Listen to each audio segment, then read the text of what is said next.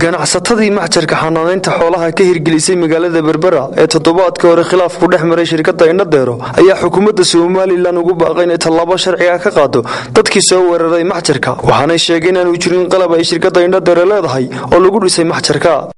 muddadaas kadib waxay yiraahdeen waxa la yaab leh inay taasina markay socon weyday ay maanta yiraahdeen waxa la naga soo xaday biraha meesha lagu wado walkeen laga soo xaday waxa la naga soo xaday dibadda ama dalalka laga soo iibsado bise waxa lagu soo xaday badda dhexdeeda ma waxa lagu soo xaday malaha dekada Berberaad oo yaa soo xaday Yusuf Ali Noor waxa la yaab leh runtii Yusuf diwaanin leh agency u shaqeeya maraakiibta iyo dooyaha dekada Berberaad ku soo xidha laakiin taasi tul akhrisanayo ma aad baad u mahadsantihiin guud ahaan waxaan aad ugu boorinaynaa xukuumadda Soomaaliland in ay dadkii khasaaraha geystay ay gacanta ku dhigaan waxaan idin sheegayaa maahmaah baa jirta tiraahda baalkii xaaska la yiraahdo shacabka reer Soomaaliland baa sheegay baalkii xaaska la yiraahdo isagoo xoog weyn buu badda wax kala soo baxaa isagoo cunayo ilmeeya isagoo cunaya iyo ilmada ay hareeraha ka daata dabeedna qofkii soo maraabo wuxuu yiraahdaa war maxaa helay bahalkan xoog weyn loo naxa waxba ku taagan argagax dadka ku sameeya ilma Indhadeero way xaaska cunay waxaanay lahayn doonay waxaanay lahayn ciidamada amniga ee ku shaqale inaanu saluugsanahay sidii loo maamulay ama siday u sii socoto hawsha waxqabadkeedu waxaan kaloo u sheegayaa shacabka Soomaaliland iyo ciddii danaynaysaba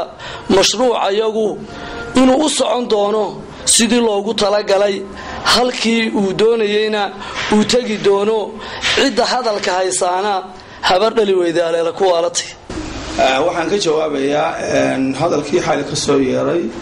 ninka la yiraahdo Abu Yasir anoo fidnaan waqaanaaye ninkaasaan u jawaabayaa iyo ina Mustafa Indhadeero riidoodii xalay ayaan ka jawaabayaa xalay waxay yiraahdeen ninka la yiraahdo Yusuf Ali waa shaqaalahayaga wanagu noo shaqeyn jiray anigu 32 sanadood baan ahaa agent waxa la xafiis caana oo la yaqaan wala tawfiiq shibir agents boqolkiiba 95 dekada Berbera maraakiibta soo galaan agent oo waxaan ahaan jiray